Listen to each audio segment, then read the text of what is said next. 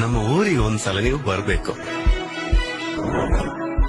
ಎಂತ ಚಂದದ ಊರು, ಎಂತ ಚಂದದ ಜನಗಳು. ನೀವು ಒಮ್ಮೆ ನಮ್ಮೂರಿಗೆ ಬಂದ್ರೆ ಉಂಟಲ್ಲ,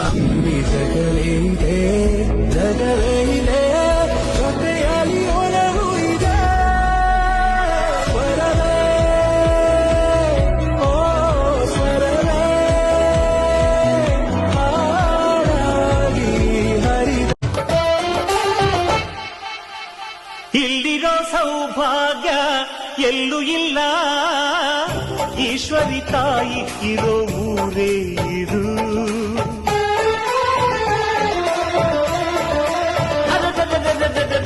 ಇಲ್ಲಿರೋ ಆನಂದ ಎಲ್ಲೂ ಇಲ್ಲ, ಮೆಚ್ಚಿದ ಹುಡುಗಿ ಇರೋ ಊರೇ ಇದು.